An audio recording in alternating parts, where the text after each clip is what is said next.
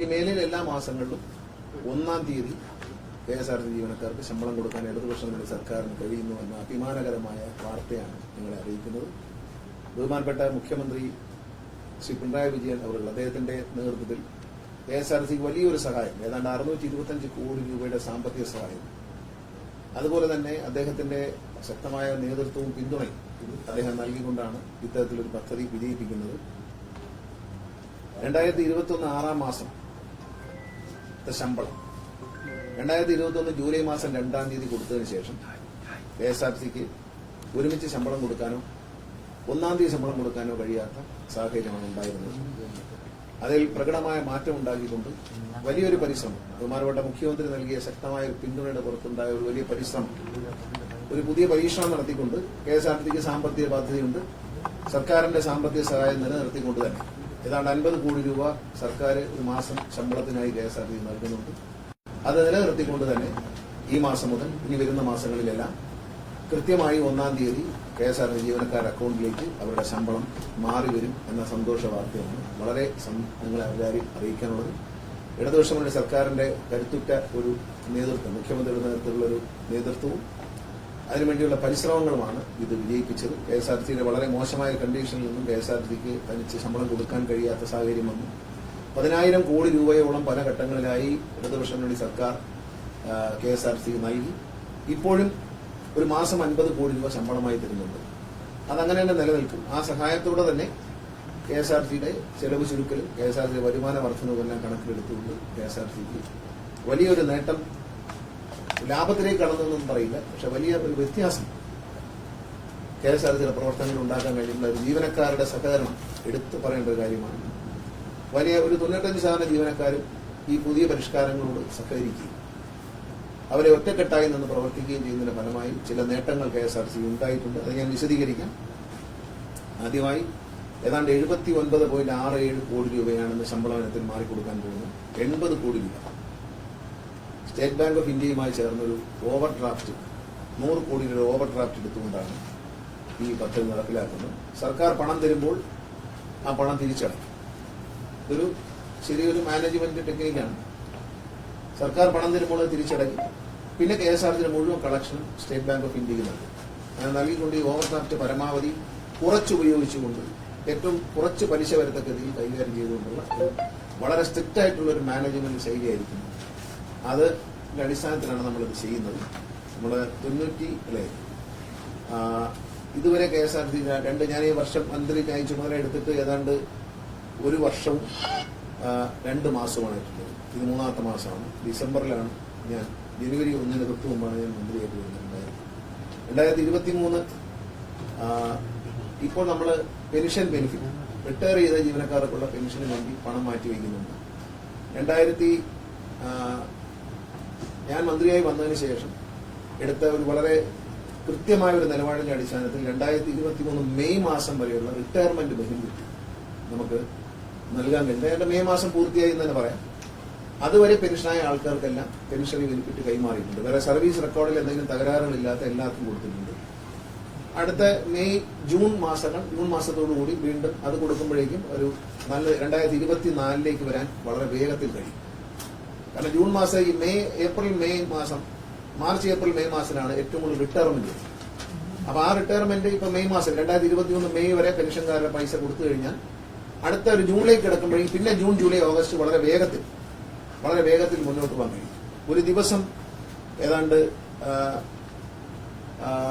എത്ര കോടി മാറ്റിവെക്കും പെൻഷന്?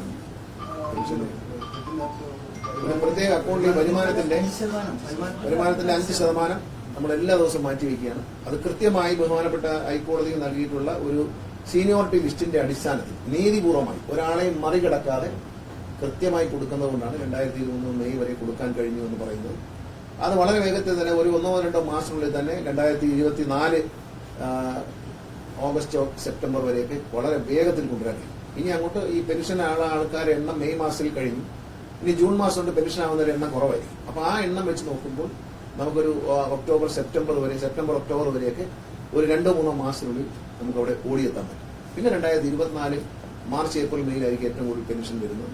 അത് കൊടുക്കുമ്പോൾ നമ്മൾ ഒരു എന്തായാലും ഒരു വർഷത്തിനുള്ളിൽ പെൻഷനാവുന്നവർക്ക് ഉടൻ തന്നെ ആനുകൂല്യം കിട്ടത്തക്ക രീതിയിൽ KSRTC എത്തിക്കാൻ കഴിയുമെന്ന് പ്രതീക്ഷിക്കുന്നു. അതുപോലെ അവർക്ക് അവരുടെ PF മാർച്ച് വരെയാണ് ഈ പെൻഷൻ കൊടുത്തിരിക്കുന്നത്. മാർച്ച്, ഏപ്രിൽ, മെയ് കഴിയുമ്പോൾ എല്ലാം സ്പീഡാവും. പിന്നെ റിട്ടയർമെന്റ് ജീവനക്കാരുടെ PF ആനുകൂല്യങ്ങൾ 2023 മെയ് വരെയുള്ളത് കൊടുത്തു തീർത്തിട്ടുണ്ട്. ഇതെല്ലാം കൂടി ഏതാണ്ട് ഈ ഒരു വർഷം 91 കോടി രൂപ ഈ രണ്ടിനത്തിലുമായി 91,44,00,000 രൂപ KSRTC ജീവനക്കാരുടെ ആനുകൂല്യങ്ങൾ കൊടുത്തു. അത് കൂടാതെ അവരുടെ ബാങ്കുകളിൽ നിന്നെടുത്ത ലോണുകളുമായി ബന്ധപ്പെട്ട് വന്നിരിക്കുന്നത് 30,41,00,000 രൂപ. ഇത് കൂടാതെ പ്രൊവിഡന്റ് ഫണ്ടെല്ലാം പ്രോംപ്റ്റായി വരികയാണ്. കാരണം എല്ലാം ഓർഡറിൽ വന്നുകൊണ്ടിരിക്കുകയാണ്. ഒരു കുറച്ച് സമയം കൂടെ കിട്ടുമ്പോഴേക്കും ഇതെല്ലാം പ്രോംപ്റ്റ് ആവും, അപ് ടു ഡേറ്റ് ആവും. ഇതെല്ലാം ഇത് KSRTC CMDയുടെ നേതൃത്വത്തിൽ എടുത്തിട്ടുള്ള ഒരു മാനേജ്മെന്റ് രംഗത്ത് എടുത്തിട്ടുള്ള വളരെ നല്ലൊരു ശുഷ്കാന്തിയുള്ള പ്രവർത്തനം. ആ അടുക്കും ചിട്ടയോടുള്ള പ്രവർത്തനമാണ് KSRTC ഒരു പ്രത്യേക ഭരണ സംവിധാനത്തിൽ കൊണ്ടുവന്നിരിക്കുക. CMD എന്നോടൊപ്പം ഉണ്ട്. അദ്ദേഹം പ്രമോദ് ശങ്കർ വന്നതിന് ശേഷം അദ്ദേഹം ഇത്തരം കാര്യങ്ങളിൽ വളരെ കൃത്യതയോടെ പെരുമാറിയതിന്റെ ഭാഗമായി നമുക്ക് ബാങ്കുകളുടെ ഞാൻ പറഞ്ഞല്ലോ, ബാങ്കുകളിൽ നിന്ന് എടുത്ത ലോണുകൾ അടയ്ക്കാതാവുക, അതിന്റെ പേരിൽ അവരുടെ വീട്ടിലേക്ക് ജപ്തി വരിക, ഇങ്ങനെയുള്ള വളരെ ബുദ്ധിമുട്ടുള്ള ജീവനക്കാരുടെ പ്രശ്നങ്ങൾ. അതിന് തന്നെയാണ് 30 കോടി രൂപ അടച്ചു തീർത്തിരിക്കുന്നത്. 30 കോടി രൂപ ഏതാണ്ട് ഈ ഒരു വർഷത്തിനിടയിൽ ജീവനക്കാരുടെ ആനുകൂല്യങ്ങൾ അവരുടെ കയ്യിൽ നിന്ന് പിടിച്ച പണം പല സ്ഥലത്തും പ്രോവിഡന്റ് ഫണ്ട് അടക്കം അടയ്ക്കാതിരുന്ന അടച്ച വകയിൽ തന്നെ 262 കോടി രൂപ, 262.94 കോടി രൂപ KSRTCക്ക് അടച്ചു തീർക്കാൻ കഴിഞ്ഞു. ഈ ഒരു വർഷം, ഈ 2 മാസം അടുത്ത കഴിഞ്ഞ, അതായത് 1/1/2024 മുതൽ 31/1/2025 വരെ KSRTC എടുത്തിരിക്കുന്ന കണക്കനുസരിച്ച് 262.94 കോടി രൂപ ജീവനക്കാരുടെ ആനുകൂല്യങ്ങൾ അവരുടെ മുൻകാല കുടിശ്ശികകളും എല്ലാം അടച്ചു തീർക്കാൻ വേണ്ടി KSRTC മാറ്റിവെച്ച് നൽകിയിട്ടുണ്ട്. അപ്പൊ അങ്ങനെ വരുമ്പോൾ ഈ പറഞ്ഞ കാര്യങ്ങളെല്ലാം പ്രോംപ്റ്റായി വരും. ഇപ്പോൾ എനിക്ക് ജീവനക്കാരുടെ അഭ്യർത്ഥനയുള്ളത്, ഇടതുപക്ഷ ജനാധിപത്യ മുന്നണി സർക്കാർ, ഞാൻ മന്ത്രിയായി ചുമതലയേറ്റപ്പോൾ തന്നെ ബഹുമാനപ്പെട്ട മുഖ്യമന്ത്രി എന്നോട് പറഞ്ഞൊരു കാര്യമാണ്, ജീവനക്കാർക്ക് ഒരുമിച്ച് ശമ്പളം കൊടുക്കണം. അന്ന് 2-3 പീസായിട്ടാണ് കൊടുത്തത്. ഒരുമിച്ച് ശമ്പളം കൊടുക്കണം. 1-ാം തീയതി ശമ്പളം കൊടുക്കണം. ഒന്നിനും കഴിഞ്ഞില്ലെങ്കിൽ ആദ്യത്തെ ആഴ്ചയിലെങ്കിലും കൊടുക്കണമെന്ന് അദ്ദേഹം എന്നോട് നിർബന്ധമായി പറഞ്ഞിരുന്നു. അദ്ദേഹം ഏൽപ്പിച്ച ഒരു ചുമതല നിർവഹിക്കാൻ കഴിഞ്ഞാൽ അതിയായ സന്തോഷമുണ്ട്. ഭരണപക്ഷ പ്രതിപക്ഷമില്ല, വ്യത്യാസമില്ലാതെ എല്ലാവരും സന്തോഷിക്കുന്ന ഒരു ദിവസമായിരിക്കും KSRTC ജീവനക്കാരെന്ന് പറയുന്നത്. KSRTC എന്ന് പറയുന്നത് കേരളത്തിലെ ജനങ്ങളുടെ മനസ്സിന്റെ ഒരു ഭാഗമാണ്. പലരും പറയും പല പരിഷ്കാരങ്ങളും കൊണ്ടുവരുമ്പോൾ അതെല്ലാം പറയുന്നത് എന്താ, ശമ്പളം കൊടുക്കുന്നില്ല. ആ പ്രശ്നം തീർന്നു. 1-ാം തീയതി ശമ്പളം കൊടുക്കുമെന്നുള്ള സർക്കാരിന്റെ പ്രഖ്യാപനം കഴിഞ്ഞ നിയമസഭാ സമ്മേളനത്തിലും ഞാൻ സൂചിപ്പിച്ചിരുന്നു. 1-ാം തീയതി ശമ്പളം കൊടുക്കാനുള്ള എല്ലാ നടപടിയും റെഡിയായി വരുന്നു.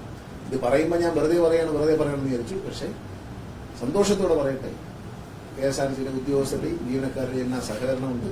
അതുകൊണ്ട് തന്നെയാണ് ബഹുമാനപ്പെട്ട മുഖ്യമന്ത്രി അകമഴിഞ്ഞ നിലയിൽ ധനകാര്യമന്ത്രി ഇക്കാര്യത്തിൽ വളരെ ആനുകൂല്യത്തിന് ജീവനക്കാർക്ക് ഒന്നാമത് ആ കാര്യങ്ങളിൽ വളരെയധികം സഹായിച്ചിട്ടുണ്ട്. ധനകാര്യമന്ത്രി മുഖ്യമന്ത്രിയുടെ നിർദ്ദേശപ്രകാരം ധനകാര്യമന്ത്രി വളരെ നല്ല നിലയിൽ KSRTC സഹായിച്ചു. അതുകൊണ്ട് തന്നെയാണ് നമുക്ക് ചെയ്യാൻ കഴിയുന്നത്. നമ്മളിനി കൃത്യമായ ശമ്പളം എല്ലാ മാസവും 1-ാം തീയതി ശമ്പളം നൽകുന്നതിന് ക്രമീകരണം ഏർപ്പെടുത്തിയതിന്റെ ക്രമീകരണം എന്താണ് ശരിക്കും വ്യക്തമാക്കണം. നമ്മുടെ സ്റ്റേറ്റ് ബാങ്ക് ഓഫ് ഇന്ത്യയുമായി 100 കോടി രൂപയുടെ ഓവർ ഡ്രാഫ്റ്റ് എടുത്തിരിക്കുക. അതിപ്പോൾ ടൂർണമെന്റായിട്ട് എടുത്തിരിക്കുക. എടുത്തതിൽ നിന്ന് ഈ 80 കോടി രൂപ ശമ്പളം വരുന്ന പൈസ അങ്ങനെ കൊടുത്തു കഴിയുമ്പോൾ 21 അതൊരു മാനേജ്മെന്റ് ടെക്നിക്കാണെന്ന് ഞാൻ പറഞ്ഞത്. 20 സുതാര്യമായ ഒരു ടെക്നിക്കാണ്. കാരണം 10-ാം തീയതി 11-ാം തീയതി മുഖ്യമന്ത്രി നിർദ്ദേശിച്ചിട്ടുണ്ട്. 10-ാം തീയതി 11-ാം തീയതി KSRTC തരാനുള്ള പൈസ സർക്കാർ നൽകണം, ഖജനാവിൽ നൽകണം എന്നാണ് അദ്ദേഹം പ്രത്യേകം നിർദ്ദേശിച്ചിട്ടുണ്ട്. 11-ാം തീയതി 20-ാം തീയതി 2 ഗഡുക്കളായി 80 കോടി രൂപ. ഇപ്പൊ 80 കോടി എടുക്കുന്നതും 50 കോടി ആ ദിവസങ്ങൾ വരും സർക്കാരിൽ. അതുകൂടാതെ KSRTC ദൈനംദിന വരുമാനം ഇപ്പോഴും ഈ മാസം വളരെ കുറവാണ്. 6,40,00,000 രൂപയ്ക്ക് വരുന്നുണ്ട്. കാരണം 9 കോടി വരെ പോയതാണ്. പക്ഷെ നമുക്ക് ചെലവ് കട്ടിയാണ് ഭയങ്കരമായിട്ട് നമുക്ക്. കാരണം മാർച്ച് മാസം പരീക്ഷ മാസം, ഈ മാസം ചൂടാണ്, മാർച്ച് ഏപ്രിൽ മാസം. അതുകൊണ്ട് ആളുകൾ പുറത്തിറങ്ങുന്ന കുറവാണ്. പരീക്ഷാ മാസങ്ങളായതുകൊണ്ട് രക്ഷകർത്താക്കൾ യാത്ര കുറഞ്ഞിരിക്കും. അതുകൊണ്ട് വരുമാനത്തിൽ വലിയ ഇടിവാണ് ഇപ്പോൾ ഉള്ളത്. എങ്കിൽ പോലും കിട്ടുന്ന പണം അതിൽ 1,19,00,000 രൂപ KSRTC മുൻകാലങ്ങളെടുത്ത കടത്തിന്റെ ഭാഗമായി കൺസോർഷ്യത്തിൽ നിന്ന് അടയ്ക്കും. ഡെയിലി 1,19,00,000 രൂപയാണ്. അത് 1,05,00,000 6,00,000 അതിപ്പോ 19 ആക്കിയിട്ടുണ്ട്, വർദ്ധിപ്പിച്ചിട്ടുണ്ട്. ഒരു എഗ്രിമെന്റ് അങ്ങനെയാണ്. അപ്പൊ അത് കൊടുത്തു കഴിഞ്ഞ് കിട്ടുന്ന പണം മുഴുവൻ ഈ അക്കൗണ്ടിലേക്ക് വരും. അവിടെ നിന്നായിരിക്കും KSRTC മറ്റ് ചെലവുകൾ, ഇപ്പൊ സ്പെയർ പാർട്സ്, ഓയിൽ, ഇതിനെല്ലാം പണം എടുക്കുന്നത് അതിൽ നിന്നായി. അത് ഫൈനാൻസ് ഓഫീസർ മിസ്റ്റർ ഷാജി അത് കൃത്യമായി അത് മാനേജ് ചെയ്യാനുള്ള ഒരു പ്ലാൻ ഞങ്ങൾ തയ്യാറാക്കി. എസ്ക്രോ അക്കൗണ്ടാണോ? ഇതൊരു എസ്ക്രോ അക്കൗണ്ട് അല്ല. എസ്ക്രോ അക്കൗണ്ട് കൊടുക്കുന്ന ഇതിലേക്ക് പൈസ വരാം. എസ്ക്രോ അക്കൗണ്ട് അല്ല, ഇത് ഒരു ഓവർ ഡ്രാഫ്റ്റാണ്. ഈ ഓവർ ഡ്രാഫ്റ്റ് ഒരു 10-20 ദിവസം കൊണ്ട് നമ്മൾ നികത്തി കൊണ്ടുവന്നു കഴിയുമ്പോൾ അടുത്ത 1-ാം തീയതി ആകുമ്പോൾ വീണ്ടും ഇതേ ഓവർ ഡ്രാഫ്റ്റ് ഉപയോഗിക്കും. സംശയം, KSRTC ഇന്ധനത്തിന്റെ ചെലവുണ്ടാവും, ഏത് അക്കൗണ്ടിൽ എടുക്കും എന്ന് പറയുന്നത് ഇതിന് അക്കൗണ്ടല്ല, ഈ പൈസ എല്ലാം ഒരു അക്കൗണ്ടിൽ വരും. ഇനി മറ്റ് ബാങ്കുകൾ KSRTCക്ക് 148 അക്കൗണ്ട് ഉണ്ടായിരുന്നു, പല ബാങ്കുകളിലായിരുന്നു. അതെല്ലാം അവസാനിപ്പിച്ചു. അതൊന്നും ഇനി ഉണ്ടാവില്ല. സ്റ്റേറ്റ് ബാങ്ക് ഓഫ് ഇന്ത്യയിൽ ഒരൊറ്റ അക്കൗണ്ട് ആയിരിക്കും. ആ അക്കൗണ്ടിലേക്കായിരിക്കും KSRTC കിട്ടുന്ന കടവാടകയ്ക്ക് കൊടുക്കുന്നതും അങ്ങനെ എല്ലാ വരുമാനം, ഏത് വരുമാനം കിട്ടിയാലും ഇതിലേക്ക് തന്നെ വരും. ഇതിലേക്ക് വരുമ്പോൾ ഈ ഓവർ ഡ്രാഫ്റ്റ് കുറച്ചു കൊണ്ടുവരും. അപ്പോൾ പലിശ കുറച്ചുകൊണ്ടുവരും. മാക്സിമം ഓവർ ഡ്രാഫ്റ്റ് കുറച്ച് നിർത്താമെന്നുള്ളതാണ് CMDയുടെയും ഫൈനാൻസ് ഓഫീസറുടെയും ചുമതല. ഇത് നമ്മളൊരു പ്ലാൻ തയ്യാറാക്കിയിട്ടുണ്ട്. അതനുസരിച്ച് ഇനി മുതൽ ഒരു പൈസ പോലും KSRTC കയ്യിൽ വയ്ക്കുന്നില്ല. ഞങ്ങൾ പ്ലാൻ ചെയ്തിരിക്കുന്ന വൈകിട്ട് 3:30 മണിക്ക് ബാങ്കിൽ പണം അടയ്ക്കും. അതുവരെയുള്ള കളക്ഷൻ. അത് കഴിഞ്ഞാൽ പിറ്റേ ദിവസം രാവിലെ 10:30 മണിക്ക് അടയ്ക്കും. ഇങ്ങനെ എത്രയും പെട്ടെന്ന് ബാങ്കിലേക്ക് പണം, കയ്യിലിരിക്കുന്ന പണം മുഴുവൻ എത്രയും പെട്ടെന്ന് ബാങ്കിലേക്ക് കൊണ്ടുവരാന്നുള്ളതാണ്. ഇനി വാടക എല്ലാം വാങ്ങുന്നത് ഓൺലൈനായിരിക്കും. വാടക എല്ലാം ഓൺലൈനായിട്ട് വാങ്ങി ആ നിമിഷം തന്നെ അക്കൗണ്ടിലേക്ക് വരും. ഒരു സംശയം, ഈ 140 അക്കൗണ്ടും ക്ലോസ് ചെയ്തിട്ടാണ് SBIയുടെ അക്കൗണ്ട്? അതെല്ലാം പരമാവധി നേരത്തെ ക്ലോസ് ചെയ്തു. ഈ അക്കൗണ്ടിലേക്ക് വരുന്നതിന് മുമ്പ് തന്നെ ഞാൻ മന്ത്രിയായിട്ട് വന്നതിന് ശേഷം 148 അക്കൗണ്ട് ഉണ്ടെന്ന് CITU യൂണിയൻകാർ ശ്രദ്ധയിൽപ്പെടുത്തി. അപ്പൊ ശ്രദ്ധപ്പെടുത്തി ഞങ്ങൾ കണ്ടു പല ബാങ്കിലും ഒരു ഡെറ്റായിട്ട് അക്കൗണ്ട് കിടക്കുന്നുണ്ട് വെറുതെ. അതെല്ലാം ക്ലോസ് ചെയ്യണം, മാക്സിമം ക്ലോസ് ചെയ്യും. ഇപ്പൊ ഏതാണ്ട് എത്ര അക്കൗണ്ട്, ഇനി 31 അക്കൗണ്ടേ ബാക്കിയുള്ളൂ. അതും കൂടി എല്ലാം സ്റ്റേറ്റ് ബാങ്കിലേക്കാണ്. ഇപ്പൊ ഈ തുടങ്ങിയ അക്കൗണ്ട് എസ്ക്രോ അക്കൗണ്ട് അല്ലേ? അല്ല, എസ്ക്രോ അക്കൗണ്ട് എന്ന് പറയുന്നത് വേറെയാണ്. എസ്ക്രോ അക്കൗണ്ട് എന്ന് പറഞ്ഞു കഴിഞ്ഞാൽ ഒരു കിട്ടുന്ന പണം ഒരു പ്രത്യേക അക്കൗണ്ടിൽ ഇട്ടതിന് ശേഷം ബാങ്കിലേക്ക് വരുന്ന സിസ്റ്റം. അത് നിലവിലുണ്ട്. Already state bank of India ഈ കൺസോർഷ്യത്തെ ലീഡ് ചെയ്യുന്നത്, ഈ ബാങ്കുകളുടെ കൺസോർഷ്യത്തെ ലീഡ് ചെയ്യുന്ന സ്റ്റേറ്റ് ബാങ്ക്. അപ്പൊ അവരുടെ ഒരു അക്കൗണ്ടിലേക്കാണ് ഡിപ്പോകളിൽ നിന്നും എസ്ക്രോ അക്കൗണ്ടിൽ പൈസ സ്റ്റേറ്റ് ബാങ്കിലേക്കാണ് വന്നുകൊണ്ടിരിക്കുന്നത് ഇപ്പോഴും. പിന്നെ 10 ഡിപ്പോകളിലെ പൈസ മാത്രം നമ്മൾ ഹൈക്കോടതി ഉത്തരവ് പ്രകാരം പെൻഷൻ ആനുകൂല്യം കൊടുക്കാൻ വേണ്ടി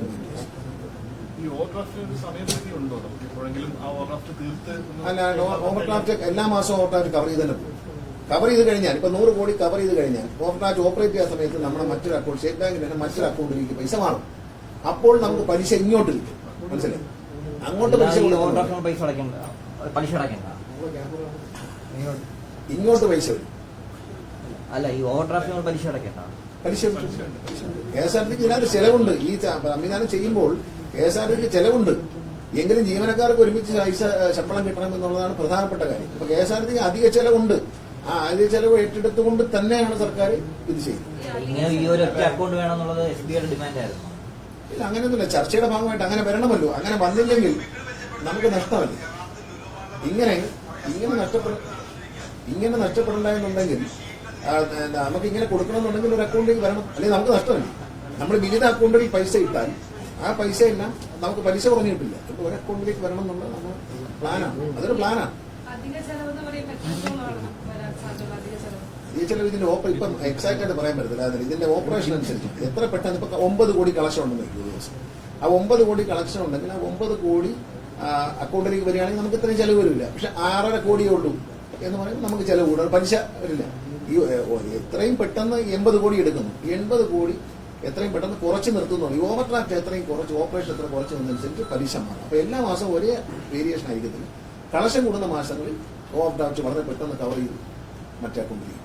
അപ്പൊ അതുകൊണ്ട് മാക്സിമം അതിന്റെ ഒരു മാനേജ്മെന്റ് ആണ്. ഇതിനെ പലിശ കുറച്ച് നിർത്തുന്നത് ഇതിന്റെ ഒരു ഫൈനാൻസ് മാനേജ്മെന്റ്. ഇതിൽ നിന്ന് തന്നെ എടുക്കും. ഈ ഓവർ ഡ്രാഫ്റ്റ് അക്കൗണ്ടിൽ നിന്ന് എടുക്കും. ഒറ്റ അക്കൗണ്ടേ ഉള്ളൂ. സ്പെയർ പാർട്സ് എല്ലാം എല്ലാ പൈസ ഇതിൽ വരും. ഓയിലടക്കം എല്ലാ ചെലവും ഇതിൽ നിന്ന് പോകും. അപ്പൊ ഇത് മിനിമം ഓപ്പറേഷനിൽ നിർത്തുക എന്നുള്ളതാണ് നമ്മുടെ ലക്ഷ്യം. കേരള ബാങ്കുമായിട്ടായിരുന്നു ആദ്യം ചർച്ച നടത്തിയത്. പക്ഷെ പിന്നീട് എന്താണ് SBIയിലേക്ക് പോയത്? അല്ല, കേരള ബാങ്കിന്റെ റെഡിയായി വരാൻ താമസിക്കും എന്ന് പറഞ്ഞുകൊണ്ട് ബഹുമാനപ്പെട്ട മുഖ്യമന്ത്രിയോട് ചർച്ച ചെയ്തപ്പോൾ അദ്ദേഹം പറഞ്ഞു SBIയുടെ എടുക്കുന്നെങ്കിൽ എടുത്തു. എന്നോട് അദ്ദേഹം ഇഷ്ടംപോലെ ഒരു തീരുമാനം എടുക്കാൻ പറഞ്ഞു. അപ്പൊ അദ്ദേഹത്തിന്റെ ശ്രദ്ധയിൽ ഓരോ ഘട്ടങ്ങളിൽ ഇത് പെടുത്തിയിരുന്നു. അപ്പൊ SBIയുമായി സർക്കാർ ഡീൽ, SBIയുമായും കാനറ ബാങ്കുമായിട്ടെല്ലാം സർക്കാരിന് നല്ല ഡീലാണുള്ളത്. അപ്പൊ അതുകൊണ്ട് SBIയിൽ നിന്ന് പെട്ടെന്ന് എടുക്കാം എന്നുള്ളതാണ്. കേരള ബാങ്ക് ഇപ്പോഴും റെഡിയാണ്. പക്ഷെ നമ്മൾ SBI അതിന് മുമ്പ് റെഡിയായി. SBIയുടെ ഡയറക്ടറോട് കൂടി നമുക്ക് ഓവർ ഡ്രാഫ്റ്റ് തരാൻ വേണ്ടി ഓവർ ഡ്രാഫ്റ്റ് സാങ്ഷൻ ചെയ്യും. അപ്പൊ അത്രയും വലിയൊരു ബാങ്ക് നമ്മളൊരു ആവശ്യപ്രകാരം അവർ സാങ്ഷൻ ചെയ്യുമ്പോൾ നമുക്ക് അത് തന്നെ എടുക്കാം എന്നതിന് മുൻപ് ശമ്പളം നൽകാൻ വേണ്ടി പലപ്പോഴായിട്ട് ഓവർ ഡ്രാഫ്റ്റ് എടുത്തിരുന്നല്ലോ. ആ ഒരു അനുഭവം വെച്ച് നോക്കുമ്പോൾ എങ്ങനെയാണ് നമുക്ക് ഒരു പലിശ വരുന്നത്? ആ ഓവർ ഡ്രാഫ്റ്റ് ഉണ്ട് നമ്മുടെ കയ്യിൽ. ആ പലിശ തന്നെയാണ്, സെയിം പലിശ അന്ന് എടുത്തിരുന്ന അതേ റേറ്റിലാണ് ഇപ്പോൾ എടുത്തിരിക്കുന്നത്. വ്യത്യാസം അതേ റേറ്റിലാണ്. മാത്രമല്ല നമ്മൾ ഓപ്പറേറ്റ് ചെയ്ത് കഴിയുമ്പോൾ ഇതിന്റെ പലിശയിൽ ഒരു ഇളവ് നൽകണമെന്ന് ആവശ്യപ്പെട്ടുകൊണ്ട് റിക്വസ്റ്റ് KSRTC CMD SBI കൊടുത്തിട്ടുണ്ട്. അവരെ ബോർഡ് കൂടി പരിഗണിച്ച് കഴിയുമ്പോൾ ചിലപ്പോൾ നമുക്ക് കുറച്ച് പലിശ കുറച്ച് കിട്ടാൻ സാധിക്കും. അത് ഈ ഓവർ ഡ്രാഫ്റ്റിൽ നിന്ന് ഓപ്പറേഷനിൽ വരുമല്ലോ, വന്നതിന് ശേഷം മാത്രമേ ആ പ്രോസസ് നടക്കൂ. എത്രയാണ് പലിശ? പലിശ എത്ര? 10.8 ആണ്. 10.8%. മുമ്പ് ചെയ്തിരുന്ന മുമ്പ് ഒരു 50 കോടി ഓവർ ഡ്രാഫ്റ്റ് നമുക്ക് ഉണ്ടായിരുന്നു. അതും ചില സമയങ്ങൾ നമ്മൾ ഓപ്പറേറ്റ് ചെയ്യാറുണ്ട്. ഇപ്പോൾ ഓപ്പറേറ്റ് ചെയ്തിട്ടില്ല. ശമ്പളം കൊടുക്കാൻ നേരത്തെ നമ്മൾ കഴിഞ്ഞ മാസങ്ങളിലൊക്കെ ഓപ്പറേറ്റ് ചെയ്യുമായിരുന്നു. പിന്നെ പലപ്പോഴും നമ്മൾ ഇന്ത്യൻ ഓയിൽ കോർപ്പറേഷന് കൊടുക്കാനുള്ള പണം പിടിച്ചു വെച്ചിട്ട് ഒക്കെയാണ് നമ്മൾ ശമ്പളം കൊടുക്കുന്നത്, ഒരുമിച്ച് ശമ്പളം കൊടുക്കുന്നത്. ഇനിയിപ്പോൾ ആ ആവശ്യങ്ങൾ വരുന്നില്ല. എല്ലാ കളക്ഷനും ഇതിൽ തന്നെ വരും. അല്ലെ, നമ്മുടെ പെട്രോൾ പമ്പ് അടക്കം എല്ലാ കളക്ഷനും ഈ ജീവനക്കാരുടെ അക്കൗണ്ടുകളിൽ SBI-യിലേക്ക് മാറ്റണം, അങ്ങനെ എന്തെങ്കിലും നിർദ്ദേശം? ഇല്ല, അങ്ങനെ ഇപ്പൊ നിർദ്ദേശമില്ല. ഇപ്പൊ ഓൾറെഡി SBI-യിലാണ്. ഓൾമോസ്റ്റ് എല്ലാ അക്കൗണ്ടും SBI തന്നെ. ഓൾമോസ്റ്റ് എല്ലാവരും SBI-യിലേക്കാണ് മാറ്റുന്നത്. കാരണം നമ്മളിപ്പം വളരെ എളുപ്പമാണ്. ഇപ്പൊ നമ്മൾ നിർദ്ദേശം കൊടുത്തു കഴിഞ്ഞാൽ 5 മണിക്ക് മുമ്പ് ഈ പത്രസമ്മേളനം കഴിയുന്നതോടുകൂടി ഫൈനാൻസ് ഓഫീസറും CMD-യും ഉണ്ട്. അവർ നിർദ്ദേശം കൊടുത്തു കഴിഞ്ഞാൽ ഉടൻ തന്നെ പണം അവർ അക്കൗണ്ട് ചെയ്യും. ഈ KSRTC-യുടെ വരവും ചെലവും തമ്മിലുള്ള അന്തരം 100 കോടിയാണോ? അന്തരം കുറഞ്ഞു വരുന്നുണ്ട്. ചില ദിവസങ്ങളിൽ അന്തരം കവർ ചെയ്ത് 60 ലക്ഷം 70 ലക്ഷം ഒക്കെ ലാഭത്തിലേക്ക് കയറുന്നുണ്ട്. പക്ഷെ ഇനിയും KSRTC-യിൽ ഒരുപാട് ഡ്രാസ്റ്റിക് ആയിട്ടുള്ള സ്റ്റെപ്പ് എടുക്കാനുണ്ട്. അനാവശ്യമായ ചെലവുകൾ കുറയ്ക്കാൻ ഇന്ന് CMD-ക്ക് ഒരു നിർദ്ദേശം കൊടുത്തിട്ടുണ്ട്. അദ്ദേഹം ഒരു കമ്മിറ്റി വിളിച്ചു കൂട്ടിയിട്ട് എല്ലാ മേഖലകളും എവിടെയൊക്കെയാണ് ചോർച്ചയുള്ളത് കംപ്ലീറ്റ് ആയിട്ട് കണ്ടുപിടിച്ച് കംപ്ലീറ്റ് അടയ്ക്കാൻ പോകും. കംപ്ലീറ്റ് അടയ്ക്കും. ഇന്നലെ തന്നെ നമ്മൾ ഈ ജീവനക്കാരുടെ വിന്യാസം വലിയൊരു പ്രശ്നമാണ്. ഇന്നലെ തന്നെ 102 കണ്ടക്ടർമാർ അതർ ഡ്യൂട്ടിയിൽ ഇരുന്നവരെ ഇന്നലെ വണ്ടിയിലേക്ക് വിട്ടു. ഒന്ന് ആലോചിക്കണം, അവർ കണ്ടക്ടറുടെ ശമ്പളം വാങ്ങുകയും കണ്ടക്ടറെ ജോലി ചെയ്യാൻ അറിയാവുന്നവർ, വണ്ടി കളക്ഷൻ നേടിക്കൊണ്ടുവരേണ്ട അവർ, ഫ്ലോർ മാനേജർ എന്നൊക്കെ പറഞ്ഞ് പല പോസ്റ്റിലും ഇങ്ങനെ KSRTC-യിലെ പല ഡിപ്പോകളിൽ ചുമ്മാ ഇരിക്കും. അതായത് ഒരു ആരോഗ്യ പ്രശ്നമുള്ള ആളിന് ഒരു കസേര ഇട്ടിട്ട് വണ്ടി പോകുന്നതും വരുന്നതും എഴുതുന്ന ജോലിയാണ്. ഒരു ഉദാഹരണം പറയാം, വണ്ടി വന്നു, ഇന്ന നമ്പറിലെ വണ്ടി കോട്ടയത്ത് നിന്ന് വന്ന് വണ്ടി ഇപ്പം പ്രവേശിച്ചു, ഇത്ര മണിക്ക് പോയി എന്ന് എഴുതി വയ്ക്കുന്ന ജോലി. എന്തെങ്കിലും ഒരു ഹൃദയ സംബന്ധമായ ക്യാൻസറോ അങ്ങനെ ലൈറ്റ് ഡ്യൂട്ടി കൊടുത്ത ഒരുപാട് ആൾക്കാരുണ്ട്, ഒരുപിടി ആൾക്കാരുണ്ട്. അവർക്ക് ഇരുന്നുകൊണ്ട് ചെയ്യാവുന്ന ജോലി നല്ല ആരോഗ്യമായ ഒരു കണ്ടക്ടർ അവിടെ ഇരുന്നുകൊണ്ട് ചെയ്യേണ്ട കാര്യമില്ല എന്ന് തോന്നുന്നത്. ഇന്നലെ തന്നെ 102 പേരെ സർവീസിലേക്ക് അയച്ചു, ഡ്രൈവർമാരടക്കം. മെഡിക്കൽ ബോർഡ് അംഗീകരിക്കാത്ത ഒരാളെ ഇനി ലൈറ്റ് ഡ്യൂട്ടിയിൽ ഇരുത്തില്ല. വേറെ ഒരു ശുപാർശയുമില്ല. മെഡിക്കൽ ബോർഡ് കർശനമായി പരിശോധിച്ച് ആരോഗ്യപരമായ പ്രശ്നങ്ങൾ അത് ഇത്ര മാസത്തേക്ക് അല്ലെങ്കിൽ പെർമനന്റ് ആയിട്ട് ഇരുത്തേണ്ടതാണെങ്കിൽ അങ്ങനെയുള്ളവരെ ഇത്തരം കാര്യങ്ങളിലേക്ക് ഇരുത്തും. കാശ് ടിക്കറ്റ് സെറ്റ് ചെയ്യുന്ന മെഷീൻ സെറ്റ് ചെയ്ത് കൊടുക്കുന്നത് കണ്ടക്ടർ ഇരിക്കേണ്ട കാര്യമില്ല, ഡ്രൈവർ ഇരിക്കേണ്ട കാര്യമില്ല. അപ്പൊ അതുകൊണ്ട് അത് ജീവനക്കാർക്കും ബോധ്യമുണ്ട്. അതിന് മേലാൽ KSRTC-യിലെ സ്ഥലം മാറ്റം എന്ന് പറയുന്നത് CMD-യുടെ നേതൃത്വത്തിൽ ഒരു വേക്കൻസി എടുത്തിട്ടുണ്ട്. ഒരു ഡിപ്പോയിൽ ഇപ്പൊ സംഭവിക്കുന്ന ഒരു ഉദാഹരണം പറയാം. ഒരാളൊരു ശുപാർശ പറയുന്ന ഒരു സ്ഥലം മാറ്റം കൊടുക്കും, തുറന്നങ്ങ് പറയാം. ആ സ്ഥലം മാറ്റം കൊടുക്കുമ്പോൾ 16 കണ്ടക്ടറുള്ള ഒരു ബസ് സ്റ്റേഷൻ ഡ്രൈവർ ഇല്ലാത്തതുകൊണ്ട് വണ്ടി ഓടിക്കാതിരിക്കുകയാണ്. അവിടത്തേക്കാണ് ഒരു ശുപാർശയുമായി ഒരാളെ സ്ഥലം മാറ്റി ഒരു കണ്ടക്ടർ കൂടി വരികയാണ്, 17ാമത്തെ ഒരു കണ്ടക്ടർ വരിക. ഈ 17 പേർക്കും ജോലിയില്ല. ഒരു ഉദാഹരണത്തിന് ഒരു പമ്പ് ഓപ്പറേറ്റർ വേണ്ട സ്ഥലത്തേക്ക് ശുപാർശയിലൂടി സ്ഥലം മാറ്റം വാങ്ങിച്ച് 2 പമ്പ് ഓപ്പറേറ്റർ വരാം. അപ്പൊ 3 പമ്പ്, ഒരു പമ്പേ ഉള്ളൂ, പക്ഷെ ഓപ്പറേറ്റ് ചെയ്യാൻ 3 പേരാ. ഇതിനി ഉണ്ടാവില്ല. അതുകൊണ്ട് CMD-യുടെ നേതൃത്വത്തിൽ കണ്ടക്ടർ, ഡ്രൈവർ, മെക്കാനിക്കൽ ഈ കാറ്റഗറിയിൽ ഓൾറെഡി അതർ ഡ്യൂട്ടി എല്ലാം അവസാനിപ്പിച്ചു, എല്ലാവരും തിരിച്ചു വരും. LDF ഗവൺമെന്റിന്റെ പോളിസി തന്നെ അതർ ഡ്യൂട്ടി പാടില്ല. ഇവിടെ അതർ ഡ്യൂട്ടിയാണ് പലരും എമർജൻസി ഉള്ള സ്ഥലങ്ങളിൽ ഒഴിച്ചൊരു സ്ഥലം. അപ്പൊ ഉദാഹരണത്തിന് ഇല്ലെന്ന് പറയാൻ പറ്റത്തില്ല പൂർണ്ണമായിട്ട്. KSRTC-യിലെ മീഡിയ മാനേജ് ചെയ്യുന്നത് കണ്ടക്ടർമാരാണ്. അവർ 3 പേരുണ്ട്, 4 പേരുണ്ട്. അവരെ നമ്മൾ അവിടെ തന്നെ കണ്ടിന്യൂ ചെയ്യാൻ ശ്രമിക്കും. കാരണം അവർ ചെയ്യുന്നത് വ്യത്യസ്തമായ മറ്റൊരു ജോലിയാണ്. അതിന് പുറത്തുനിന്നാണ് നിയമിച്ച് ചെയ്യിക്കാൻ പറ്റത്തില്ല. നേരത്തെ തന്നെ KSRTC-യിലെ സോഷ്യൽ മീഡിയയും മറ്റു മീഡിയ പ്രവർത്തനങ്ങളും മാനേജ് ചെയ്യാൻ വേണ്ടി അവരെ ഡ്യൂട്ടി കൊടുത്തു. അവർ ആ ഡ്യൂട്ടിയിലാണ്. അതല്ലാതെ ഈ പറഞ്ഞ ലൈറ്റ് ഡ്യൂട്ടിയിലൊന്നും ആരെങ്കിലും ഇരിക്കുന്നത് അത് ലൈറ്റ് ഡ്യൂട്ടി അല്ല. അതൊരു പ്രധാനപ്പെട്ട ഡ്യൂട്ടിയാണ് KSRTC-യിലെ എല്ലാ. ഉദാഹരണം പറഞ്ഞു, പിന്നെ KSRTC CMD-യെ ഓപ്പറേറ്റിംഗ് എക്സിക്യൂട്ടീവ് ഡയറക്ടറെ സഹായിക്കാൻ വേണ്ടി ഓപ്പറേഷൻ അറിയാവുന്ന കണ്ടക്ടേഴ്സിനെ വെച്ചു. അവരവിടെ ഉണ്ടാവും. അവരെതിരെ മാറ്റുന്നത്. ഇത് പറയുമ്പോൾ അത് യോജിക്കും എന്നുള്ളതുകൊണ്ടാണ് ഞാൻ ഈ ഉത്തരം പറഞ്ഞത് നേരത്തെ അഡ്വാൻസ് ആയിട്ട്. അറിയാതെ ചെയ്തതൊന്നുമല്ല, അറിഞ്ഞുകൊണ്ട് ചെയ്തത് തന്നെയാണ്. അറിഞ്ഞുകൊണ്ടല്ലാതെ ഇരിക്കില്ല. അത് കണ്ടക്ടർ മാത്രമല്ല, ഡ്രൈവർമാരെ വെറുതെ ഇരിക്കുന്നു. ഷണ്ടിങ് ഡ്രൈവർ എന്നൊക്കെ പറഞ്ഞ് വെറുതെ ഇരിക്കുകയാണ്. വെറുതെ ഷണ്ട് ചെയ്താണ് പിന്നെ മൂന്നാറിലെ ഡബിൾ ഡക്കർ എടുത്തുകൊണ്ട് ഇടിച്ചത്. വെറുതെ വണ്ടി ഡബിൾ ഡക്കർ ഓടിക്കാൻ അറിയാത്തവർ ഷണ്ടിങ് ചെയ്താണ്. എന്തിനാണ് അവിടെ കിടന്നോല്ലോ, അത് മര്യാദയ്ക്ക് അവിടെ കിടന്ന വണ്ടിയാണ്. അതിനെ എടുത്ത് തൂക്കിക്കൊണ്ടുവന്ന് അതിനെ ഇടിച്ച് നശിപ്പിച്ച് 1.5 ലക്ഷം രൂപ ഒറ്റ ദിവസം, 1.5 ദിവസം 58 സീറ്റ് 58,000 രൂപയ്ക്ക് ആൾക്കാർ ഫുൾ സീറ്റ് ബുക്ക് ചെയ്തിരുന്ന ദിവസം ക്യാൻസലേഷൻ ആയി. പക്ഷെ ഒരു ദിവസം കൊണ്ട് KSRTC എംപിയുടെ നേതൃത്വത്തിൽ ജീവനക്കാർ അവിടെ എത്തി. അവർ കണ്ണാടി മാറ്റി. ആ കണ്ണാടി എങ്ങാനും ഇല്ലായിരുന്നെങ്കിൽ ബോംബെയിൽ നിന്ന് വരുത്ത കണ്ണാടിയാണ് ഇല്ലായിരുന്നെങ്കിൽ അരച്ചു അവിടെ കിടക്കത്തില്ല. ഇതാണ് സാധാരണ കണ്ടുവരുന്നത്. ആ കണ്ണാടി ഭാഗ്യത്തിന് കുറഞ്ഞ സ്പെയർ ഇപ്പോഴായിരുന്നു. ഇതൊന്നും രക്ഷ അല്ലെങ്കിൽ അതവിടെ കിടന്നു. ഏത് പരിഷ്കാരം കൊണ്ടുവന്നാൽ ചില ആളുകൾ ഇങ്ങനെ അതൊന്നും പറ്റത്തില്ല. KSRTC ആത്മാർത്ഥതയോട് കൂടിയുന്ന ജീവനക്കാരാണ് 95%. അവരെ അധ്വാനത്തിൽ വെള്ളം കലർത്താൻ സമ്മതിക്കില്ല. ഒരു ദുർവ്യയവും മന്ത്രി എന്ന നിലയിലും CMD എന്ന നിലയിലും നമ്മൾ ഒരു ദുർവ്യയവും KSRTC അനുവദിക്കത്തില്ല. ഇനിയുള്ള ദിവസങ്ങളിൽ ജീവനക്കാർ ആത്മാർത്ഥത നിങ്ങൾക്ക് 1-ാം തീയതി ശമ്പളം തരിക, നിങ്ങൾ ആത്മാർത്ഥമായിട്ട് ജോലി ചെയ്യാം. ഇനി ചിലർ വരും നമുക്ക് ശമ്പളം വർദ്ധന സമരം ചെയ്യാം എന്നൊക്കെ പറഞ്ഞ് വിളിക്കും. തൽക്കാലം ഒന്നും പറ്റുന്ന കാര്യമല്ല. ഇത് കടം വാങ്ങിച്ചിട്ടാണ് എന്റെ പ്രിയപ്പെട്ട സുഹൃത്തുക്കൾക്ക് ഈ കടം സർക്കാർ ഇത് ശമ്പളം 1-ാം തീയതി തരുന്നത്. അതും വീട്ടേണ്ട ചുമതല നമുക്ക് തന്നെയാണ്, സർക്കാരിന് തന്നെയാണ്. അപ്പൊ അതുകൊണ്ട് ദയവ് ചെയ്ത് പുതിയ പരിപാടികളുമായിട്ടാണ് പറഞ്ഞത്. കാരണം നമ്മൾ മറ്റൊരാരെയും കണ്ടില്ല, 3ആയിട്ട് കൊടുത്തിട്ടും കണ്ടില്ല, ഒരുമിച്ച് കിട്ടാനായിട്ടും കണ്ടില്ല. ഇനിയിപ്പോൾ കിട്ടിയത് കൊണ്ട് രാവിലെ നാളെ മുതൽ ശമ്പള പരിഷ്കരണത്തിന് സമരം ചെയ്യാം എന്ന് പറഞ്ഞ് ചിലരൊക്കെ വരും. കാരണം റഫറൻഡം വരികയാണല്ലോ KSRTC. അപ്പൊ അതൊന്നും കണ്ട് നിങ്ങൾ അറിയരുത്. ഇടതുപക്ഷ ജനാധിപത്യ മുന്നണിയുടെ മന്ത്രി എന്ന നിലയിൽ മുഖ്യമന്ത്രി എനിക്ക് നൽകിയ നിർദ്ദേശം കൃത്യമായി പാലിക്കാൻ നമുക്ക് കഴിഞ്ഞിട്ടുണ്ട്. ഇടതുപക്ഷ ജനാധിപത്യ സർക്കാരിന്റെ നിശ്ചയദാർഢ്യം 625 കോടി രൂപയാണ് ബഹുമാനപ്പെട്ട മുഖ്യമന്ത്രി KTDFC എന്ന സ്ഥാപനത്തിൽ KSRTCക്ക് വേണ്ടി സർക്കാരിന് അടച്ചു കൊടുത്തത്. ഈ ആനുകൂല്യങ്ങളൊന്നും കൂടാതെ ബഹുമാനപ്പെട്ട മുഖ്യമന്ത്രിയുടെ നേരിട്ടുള്ള ഇടപെടൽ 625 കോടി രൂപ ഞാൻ മന്ത്രിയെ വന്നതിന് ശേഷം ഈ ഒരു ശമ്പളം ഒരുമിച്ച് കൊടുക്കുന്ന പ്രപ്പോസൽ നടപ്പിലാക്കി. എന്താണ് അദ്ദേഹം ചെയ്യേണ്ടതെന്ന് അദ്ദേഹം ചോദിച്ചു. അപ്പോൾ 625 കോടിയുടെ ഒരു കടമാണ് KTDFC. അത് വീട്ടാനുള്ള സഹായം ചെയ്യണമെന്ന് അദ്ദേഹം നേരിട്ട് യോഗം വിളിച്ച് അദ്ദേഹത്തിന്റെ നിർദ്ദേശപ്രകാരം ഖജനാവിൽ നിന്നും മാർച്ച് 31-ന് മുമ്പ് തന്നെ അന്ന് KTDFC പണം അടച്ചു. KTDFCയുടെ നഷ്ടം അവസാനിപ്പിക്കുകയും KTDFCയെ KSRTCയുമായുള്ള കൺസോർഷ്യത്തിൽ നിന്ന് പുറത്തേക്ക് മാറ്റി. അവരെ പുറത്തേക്ക് മാറ്റിയിട്ടാണ് കേരള ബാങ്കിനെ ഇതിലേക്ക് കൊണ്ടുവരുന്നത്. കേരള ബാങ്ക് KSRTCയുടെ കടങ്ങൾ കുറെ ഏറ്റെടുത്തുകൊണ്ട് ഈ കൺസോർഷ്യത്തിന്റെ പാർട്ടായി. KTDFC സ്ഥാപനം ഇപ്പോൾ നഷ്ടമില്ലാതെ അങ്ങോട്ട് പോവുകയാണ്. അവർക്കാണ് ഈ ബസ് സ്റ്റേഷനിലെ കടകളൊക്കെ ഉള്ളത്. ഒന്നിനും വാടക വാങ്ങിയത്തില്ല, ഒന്നിനും വാടക പിരിക്കാൻ ആരും പോവുകയില്ല. എല്ലാവരും എയർ കണ്ടീഷൻ ചെയ്ത ഓഫീസാണ്, സുഖമായിട്ട് ഇരിക്കുകയാണ്. വാടക സൗകര്യം ഉണ്ടെങ്കിൽ തന്നാൽ മതി, തന്നാൽ വാങ്ങിക്കും എന്നുള്ളതായിരുന്നു നിലപാട്. ഇപ്പൊ അങ്ങനെയല്ല. ഫീസ് എഴുതി തുടങ്ങി, വെള്ളം കട്ട് ചെയ്ത് തുടങ്ങി. ഇപ്പം 60 ലക്ഷം 70 ലക്ഷം കുടിശ്ശിയുള്ള ആളുകൾ കൊണ്ട് അടച്ചു തുടങ്ങി. അടച്ചാലേ ചില കുടിശ്ശിക ഗഡുക്കളാക്കി കൊടുക്കുന്നുണ്ട് CMD. അവർക്ക് മാത്രം ഒഴിച്ചാൽ ബാക്കി പണം അടയ്ക്കുന്നവർക്ക് ഗഡുക്കളാക്കി കൊടുക്കും. അല്ലാത്തവർ കൃത്യമായി വാടക തന്നേ പറ്റൂ. അതുപോലെ തന്നെ KSRTCയുടെ മറ്റൊരു നേട്ടം എന്ന് പറയുന്നത് KSRTC ഒഴിഞ്ഞു കിടക്കുന്ന കടകളും സ്ഥലങ്ങളും വാടകയ്ക്ക് കൊടുക്കണമെന്ന് എല്ലാ കാലത്തും പറയാം. 6ഓളം ബസ് സ്റ്റേഷനുകൾ പത്തനംതിട്ട, ആലുവ, മൂവാറ്റുപുഴ, തൊടുപുഴ ഇങ്ങനെ തുടങ്ങി 6ഓളം ബസ് സ്റ്റേഷനുകൾ മുനിസിപ്പാലിറ്റി നമ്പർ ഇട്ട് തടാതെ കിടക്കുകയാണ്. കോടിക്കണക്കിന് രൂപ KSRTCക്ക് വരുമാനം കിട്ടേണ്ട ഈ സ്ഥാപനങ്ങൾ പണി കൃത്യമായി പൂർത്തിയാക്കാത്തതുകൊണ്ട്, സമയത്ത് പൂർത്തിയാക്കാത്തതുകൊണ്ട്, കെട്ടിട നിർമ്മാണ ചട്ടങ്ങൾ പാലിക്കാത്തതുകൊണ്ട് നമ്പർ ഇടാതെ കിടക്കുകയാണ്. ഈ അടുത്ത കാലത്ത് നമ്പർ കിട്ടിയ ഒരേ ഒരു കെട്ടിടം ഹരിപ്പാട് ബസ് സ്റ്റേഷന്റെയാണ് മുനിസിപ്പാലിറ്റി നമ്പർ ഇട്ടത്.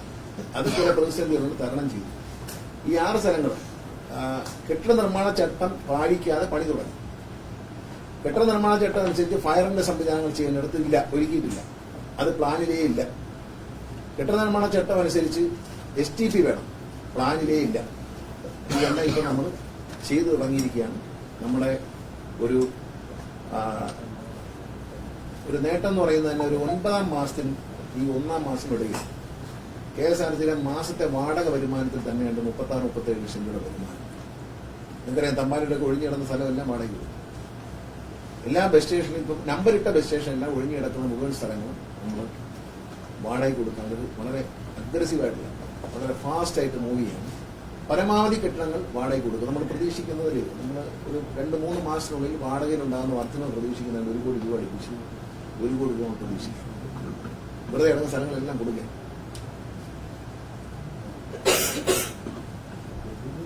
KSRTCയുടെ പ്രവർത്തനങ്ങളിൽ ഇതൊക്കെയാണ് അദ്ദേഹം സംശയം. KSRTCയുടെ കംപ്ലൈന്റുകൾ അയക്കാനുള്ള ഒരു നമ്പർ, ഒരു ടോൾ ഫ്രീ നമ്പർ വരുന്നുണ്ട്. അത് ഒരു 1-2 ആഴ്ചക്കുള്ളിൽ നിലവിൽ വരും. 149 എന്ന നമ്പറാണ് ടെലികമ്മ്യൂണിക്കേഷൻ ഡിപ്പാർട്ട്മെന്റിൽ നമുക്ക് ministry of telecommunication department central ഗവൺമെന്റിൽ നിന്ന് നമ്മൾ അഭ്യർത്ഥിച്ച പ്രകാരം അനുവദിച്ചു തന്നിരിക്കുന്നത് 149 എന്നുള്ള നമ്പറായിരിക്കും. അതിപ്പോൾ 2 ആഴ്ച വരെ സിസ്റ്റമൊക്കെ റെഡിയാക്കണം. അത് ഞാൻ പറയുന്നുള്ളൂ, അത് വരും. KSRTCയിലെ അത്യന്താധുനിക വാഹനങ്ങൾ KSRTC എല്ലാ കാലവും ചെയ്തുകൊണ്ടിരുന്ന ഫ്ലീറ്റ് മോഡേണൈസേഷൻ ഫ്രം ദ ടോപ്പാണ്. അതായത് എയർ കണ്ടീഷൻ ബസ്സുകൾ, സൂപ്പർ ഫാസ്റ്റുകൾ, ഇങ്ങനെയാണ്.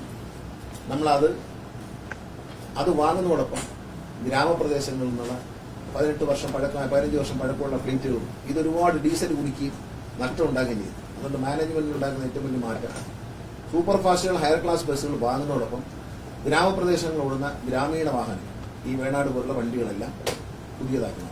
പുതിയ വണ്ടി 4 സിലിണ്ടറുള്ള നീളം കുറഞ്ഞതും നീളം കൂടിയതുമായ കമ്പനികളുടെ കൂടുതൽ മൈലേജ് നൽകുന്ന 7-8 കിലോമീറ്റർ വരെ മൈലേജ് നൽകുന്ന വണ്ടികൾ വാങ്ങാൻ തീരുമാനിക്കുകയും ഓർഡർ കൊടുക്കുകയും ചെയ്തിട്ടുണ്ട്.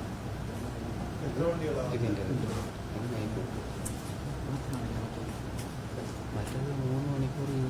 AC, non AC.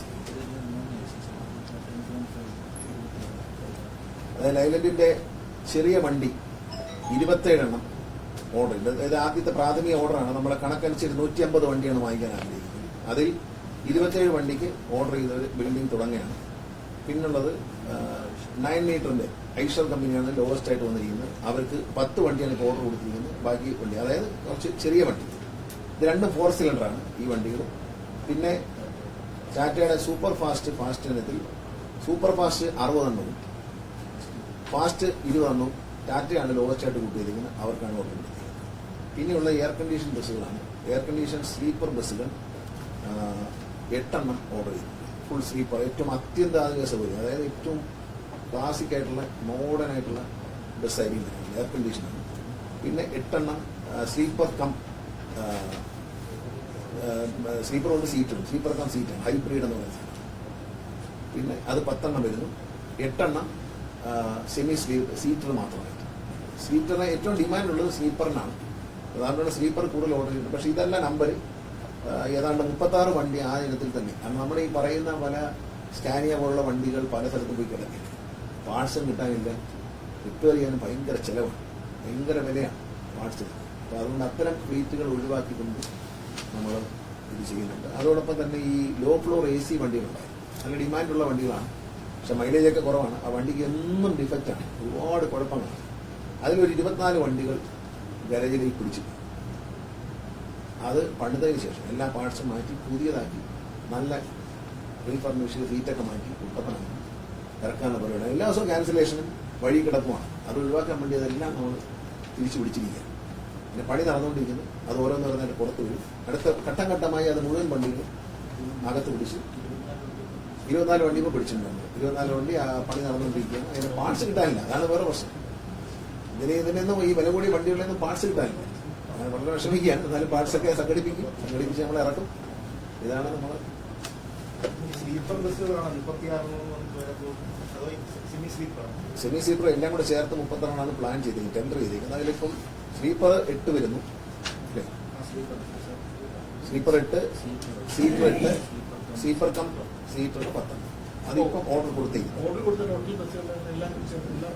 കൊടുത്ത 143 ബസ്സുകളാണ്. പുതിയ മന്ത്രിയുടെ ബഡ്ജറ്റിൽ ധനകാര്യമന്ത്രി പറഞ്ഞിരിക്കുന്ന 107 കോടി രൂപ. അത് ഏപ്രിൽ മാസത്തിൽ തന്നെ, തുടക്കത്തിൽ തന്നെ, വർഷം ആദ്യം തന്നെ റിലീസ് ചെയ്യാമെന്ന് അദ്ദേഹം പറഞ്ഞിട്ടുണ്ട്. പിന്നെ മാത്രമല്ല KSRTCയുടെ ബിൽഡിങ്ങുകളുടെ കൺസ്ട്രക്ഷൻ മുഴുവൻ എല്ലാവരും മനസ്സിലാക്കണം, മുഴുവൻ PWD ബിൽഡിങ്സിനെ ഏൽപ്പിച്ചിരിക്കുന്നു. ചങ്ങനാശ്ശേരിയിൽ പുതിയ ബിൽഡിങ്ങിന് കല്ലിട്ട് കഴിഞ്ഞു, അത് പണി തുടങ്ങുന്നതായിരിക്കും. ചെങ്ങന്നൂരെ ബിൽഡിംഗ് കംപ്ലീറ്റ് ആയിട്ട് പൊളിച്ചു മാറ്റി, കായംകുളത്തെ ബിൽഡിംഗ് പൊളിച്ചു മാറ്റി പുതിയ തരത്തിലുള്ള ഡിസൈൻ. ഇതിന്റെ ചെങ്ങന്നൂര്, കായംകുളം, കൊട്ടാരക്കര, കൊല്ലം, ആറ്റിങ്ങൽ, ഇതെല്ലാം പുതിയ ബിൽഡിങ്ങുകൾ വരാൻ പോകുന്നു. ഇതിന്റെ എല്ലാം ഡിസൈൻ റെഡി ആയിട്ടുണ്ട്. ഇത് പലതിനും സാമ്പത്തിക ഭരണാനുമതി കിട്ടിയിട്ടുണ്ട്. സാങ്കേതിക കാര്യങ്ങൾ മാത്രം 2-3 മാസങ്ങൾ ഈ ബിൽഡിങ്ങുകളിലെല്ലാം ടെൻഡർ പ്രോസസ്സിന് സമയമെടുക്കും നിർമ്മാണം തുടങ്ങി.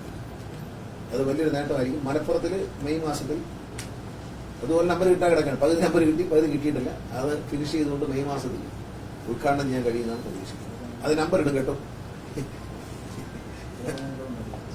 ഗോതാവനം വഴിയേ വരുന്നുണ്ട്. ഇതൊക്കെ നമ്പർ ഇടും. എങ്ങനെ നമ്പർ ഇടാതെ പോവില്ല.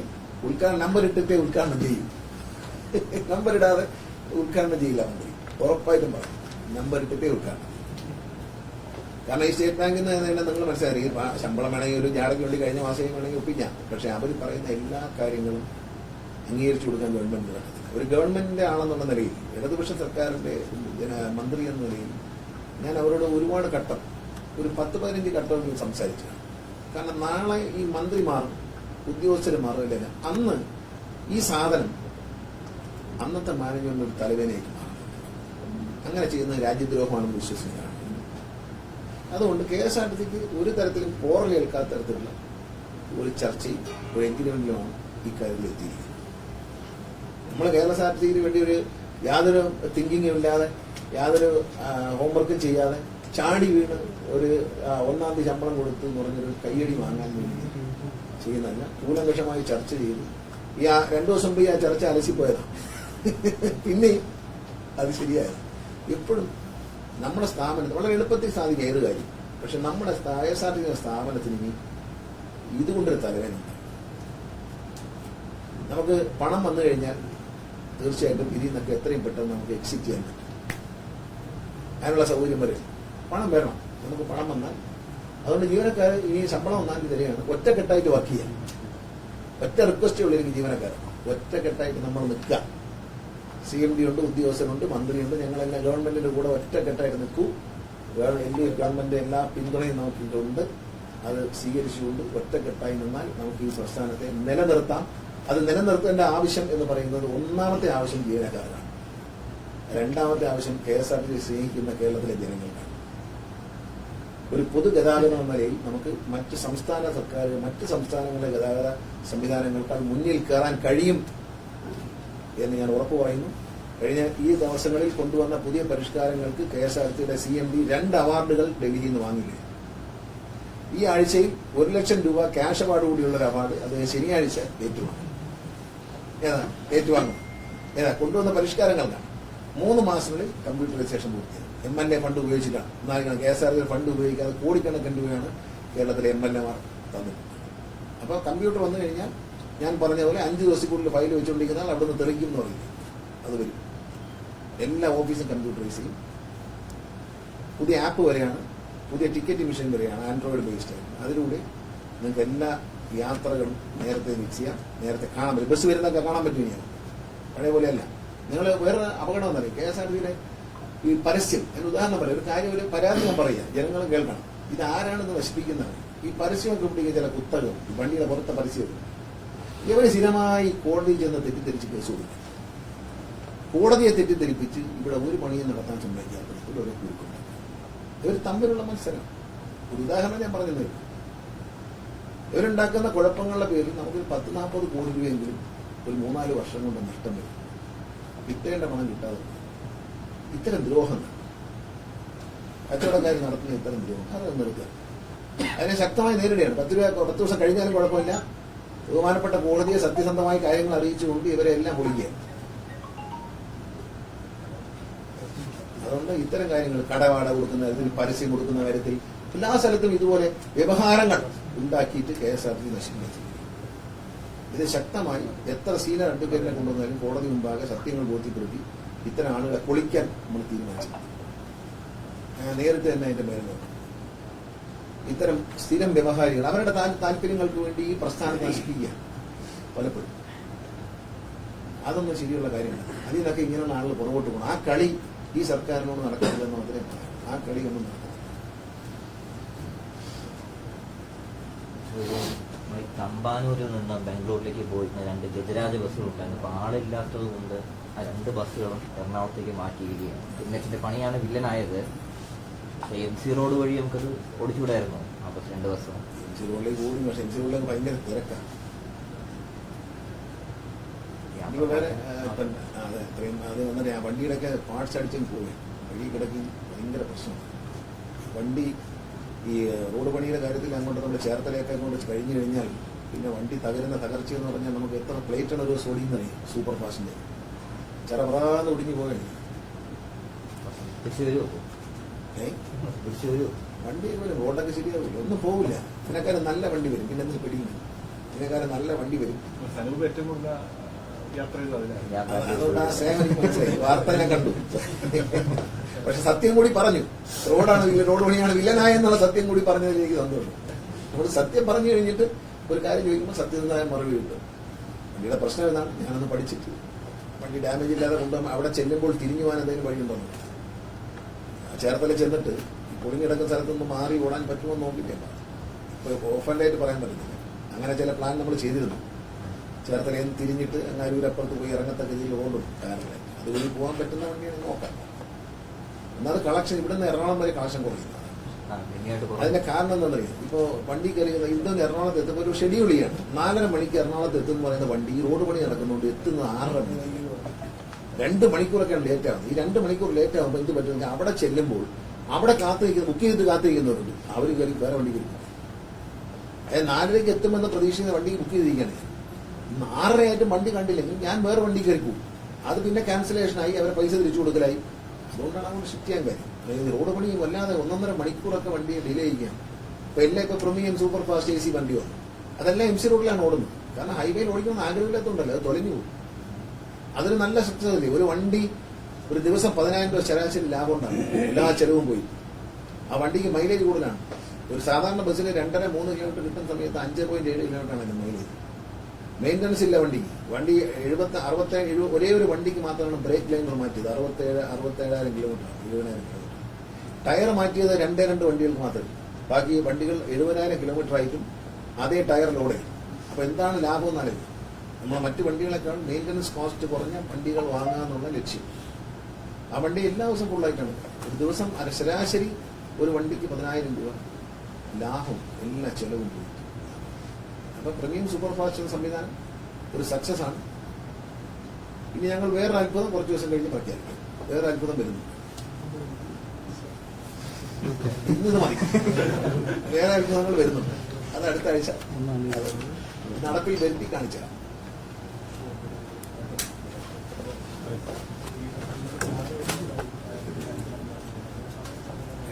ഡ്രൈവിംഗ് സ്കൂൾ സക്സസ് ആയി, ലാഭത്തിലായി.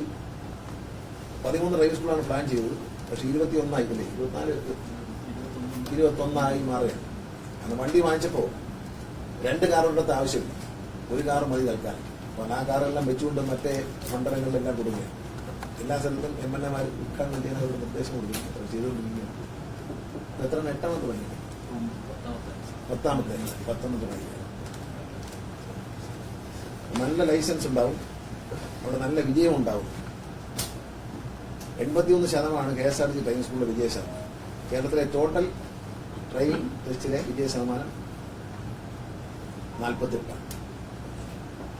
KSRTC ഡ്രൈവിംഗ് സ്കൂളിൽ പഠിക്കുന്നതിൽ 83-84% കുട്ടികൾ ആദ്യ ടെസ്റ്റിൽ തന്നെ വിജയിക്കും. Okay, thank you. എല്ലാവർക്കും സന്തോഷം, നിങ്ങൾക്ക് സന്തോഷം, എനിക്ക് സന്തോഷം, KSRTC ജീവനക്കാർക്ക് സന്തോഷം.